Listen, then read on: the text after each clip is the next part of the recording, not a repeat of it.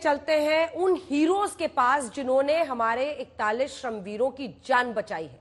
दो बेहद खास मेहमान मेरे साथ आज तक पर जुड़ रहे हैं। मुन्ना कुरैशी जो कि रैट माइनर हैं, वकील हसन साहब हमारे साथ जुड़ रहे हैं, रैट माइनर्स के वो सुपरवाइजर हैं पूरी टीम के।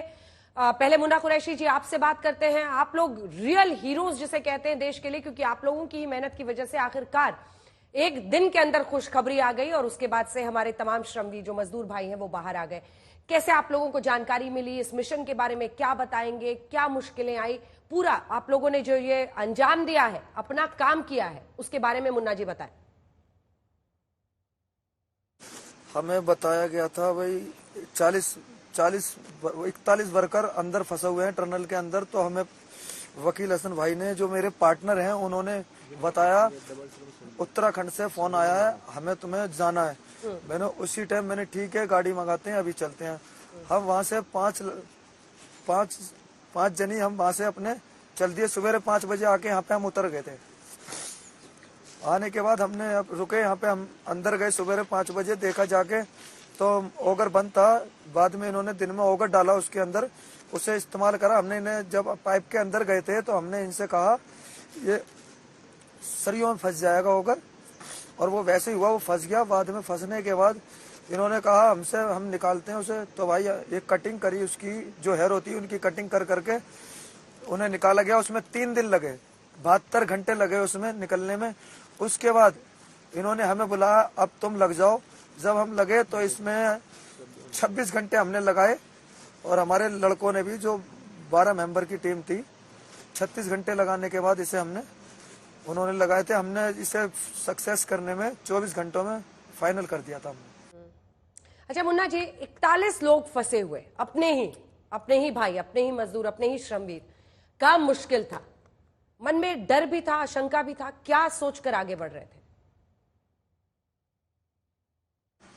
नहीं, मेरे मन में कोई ऐसी चीज नहीं आती। इसमें डर मौत है या जिंदगी है, क्या है, मैं तो सीधा चल देता हूँ। क्योंकि मुझे इसमें ये पता था 41 भाइयों की जिंदगी का सवाल है।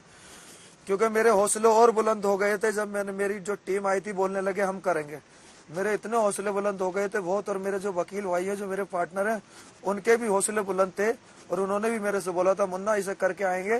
और मैंने भैया ठीक है, हम करके आएंगे, और करके ही हटेंगे। घर पे भी जब ही जाएंगे जब हम इसे फाइनल करके और लड़कों को निकाल लेंगे। क्या बात, क्या बात है। और ये इसी हौसले की तो आज प्रशंसा पूरा देश कर रहा है। आपके घर परिवार वालों ने कुछ कहा, आपने उनको कैसे समझाया? हाँ, उनके मन में था ना, क्योंकि उन्हें पता है ये जो जैक पुशिंग होती है, इसमें धांग भी गिर जाती है, सेटरिंग भी टूट जाती है, तो उनके दिल में भी डर रहता है। मगर मैंने उन्हें बताया, मैंने ऐसे ऐसे बात है। वो बोलने लगे ठीक है कोई बात नहीं, ध्यान से काम करना, चले जाओ।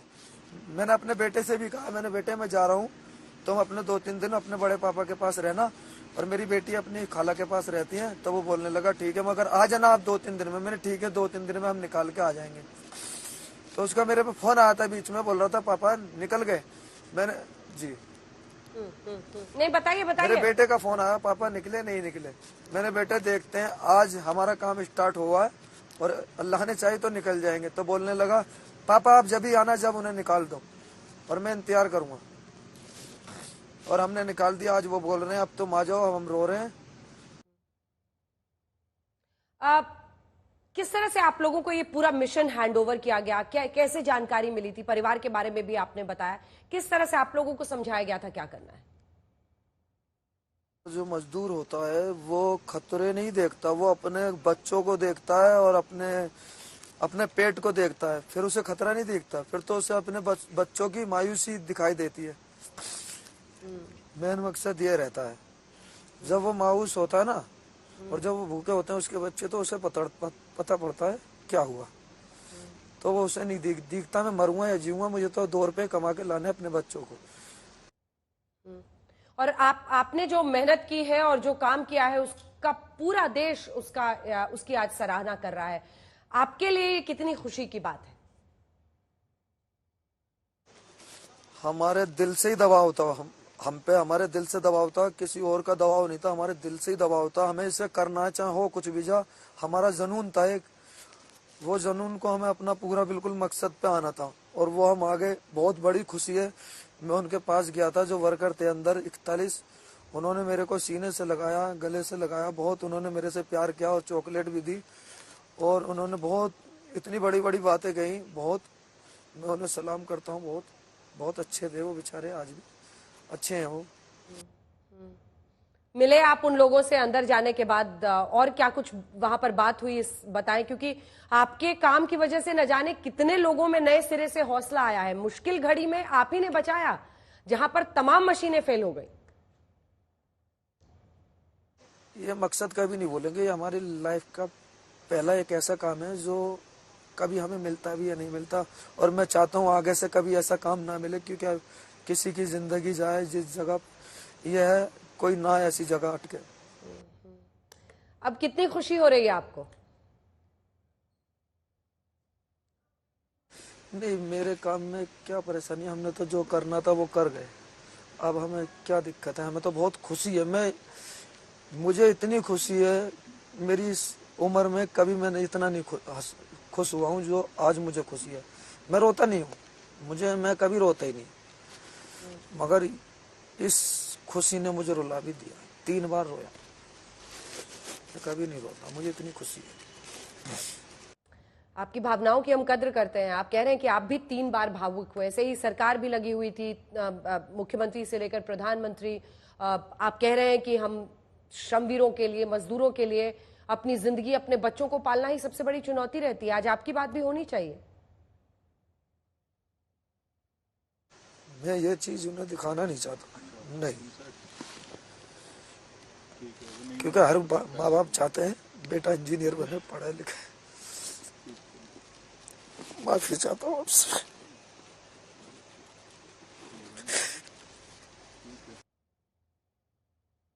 आपके ये आंसू भी बेशकीमती हैं। हम लोग समझ रहे हैं कि आप कितने इमोशनल होकर बातचीत कर रहे हैं। 41 लोगों की जिंदगी बचाने में आपने बहुत बड़ा रोल निभाया है मुन्ना जी, और पूरा देश आप लोगों की तरफ आज देख रहा है, क्योंकि आप लोगों ने अपनी जान को जोखिम में डालकर ये सब कुछ अंजाम तक पहुंचाया है। मैं एक ही बात कहूँगा, बेटे कहीं ऐसा मौका आए तो वहां जाना, नहीं तो और कोई काम कभी करना मत, क्योंकि किसी की जिंदगी बचाना बहुत बड़ा पुण्य होता है। क्योंकि एक आदमी के 40 आदमी के चक्कर में एक आदमी चले जाए तो दिक्कत नहीं होती, क्योंकि 40 आदमी के पीछे बहुत लोग होते हैं, 41 आदमी के पीछे बहुत लोग होते हैं, उनकी माँ भी, भाई भी, बहन भी, बच्चे। एक आदमी के पीछे कोई नहीं होता है, वो बच्चे होते हैं, वो पल जाते हैं। जैसे मैं पला इस दुनिया में, सर मैं माफी चाहता हूँ। मुन्ना जी अपने आप को संभालिए, और चूंकि हम लोगों ने इसको रिकॉर्ड भी थोड़ा पहले किया था, तो बीच बीच में आप देख रहे हैं कि वो आपको सामान्य दिख रहे हैं, लेकिन बीच में उनकी भावनाएं बहुत ज्यादा, आंसू उनकी आंखों से आपने देखे।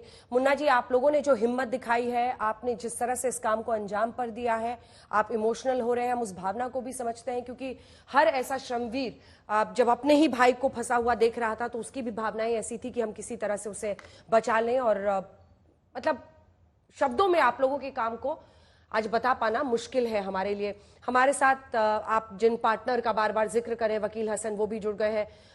वकील साहब, किस तरह से आप लोगों ने इस मिशन को उठाया, कहा कि हम इसे करेंगे, और किस तरह से अंजाम तक ले गए? पूरे रेस्क्यू ऑपरेशन के बारे में क्या बताएंगे आप?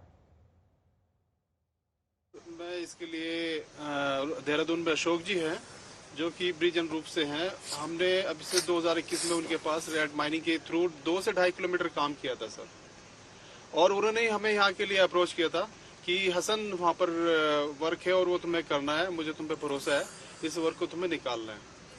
तो सर जो अशोक सोलंकी जी है, ये क्रेडिट मैं उनको देना चाहूँगा सर। जो अशोक सोलंकी जी सर, उन्होंने मुझ पर भरोसा जताया और मुझे इस काम के काबिल समझा, तो मैं यहाँ पे आया, वरना इस काम करने के लिए और भी बहुत लोग आ सकते थे।